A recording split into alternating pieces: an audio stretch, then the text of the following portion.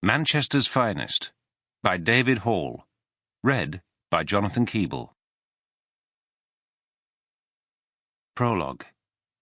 The Flowers of Manchester. One cold and bitter Thursday in Munich, Germany, 8 great football stalwarts conceded victory. 8 men will never play again who met destruction there. The flowers of English football, the flowers of Manchester.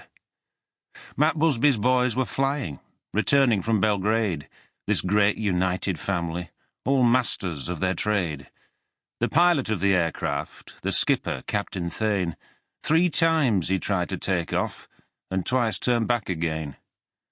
The 3rd time down the runway, disaster followed close.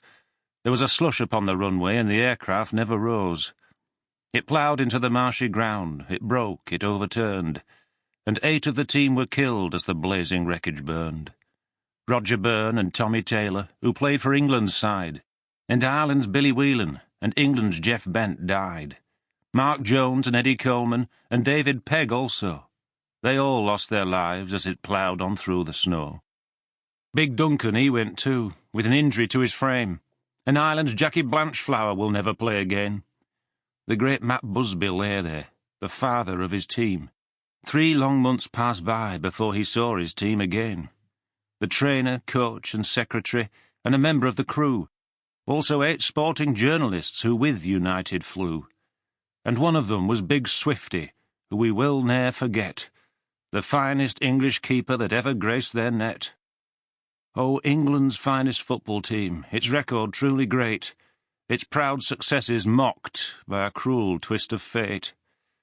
8 men will never play again who met destruction there. The flowers of English football, the flowers of Manchester. Anon. On the 6th of February 1958, a BEA Elizabethan-class airspeed ambassador charter aircraft carrying the Manchester United football team back to England from a European Cup tie in Belgrade needed to stop at Munich to refuel. When Flight 609 touched down at Munich's Riem airport, the United Party were met by blizzard conditions. Snow and slush covered the runway. Conditions for flying were difficult and hazardous, and once the aircraft was refueled, there were 2 attempts to take off, both of which were aborted due to engine problems. When a 3rd attempt was made at 3:04 p.m., the aircraft failed to get airborne. It overshot the runway, went through a fence and crossed a road before one of the wings struck a house.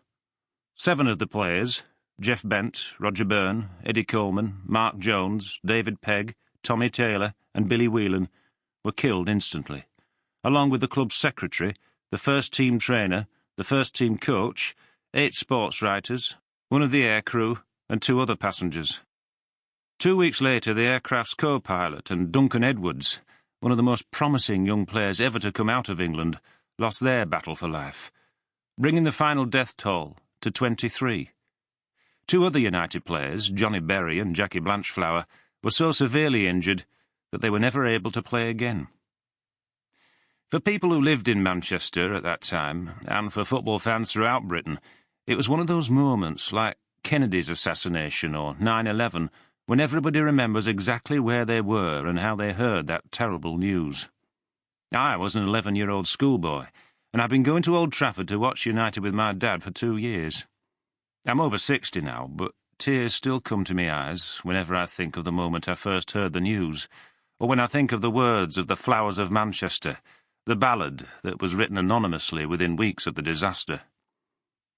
According to a report in the Manchester Guardian on the 3rd of March 1958, the song was first heard in an upper room of the Princess Louise pub on High Holborn in London, where a group of people who called themselves the Ballads and Blues Movement met every Sunday night to listen to a collection of new and traditional songs.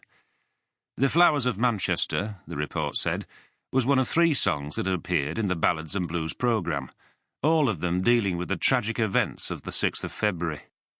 Each was different in mood and character, but the late 50s was the beginning of the folk revival, and they all fell within what was defined as the folk tradition. All 3 ballads were being sung at the Ballads and Blues Club before the end of February, and each of them evoked a deep emotional response from the audiences. In the case of 2 of them, this, the Manchester Guardian writer said, had less to do with the Sample complete. Ready to continue?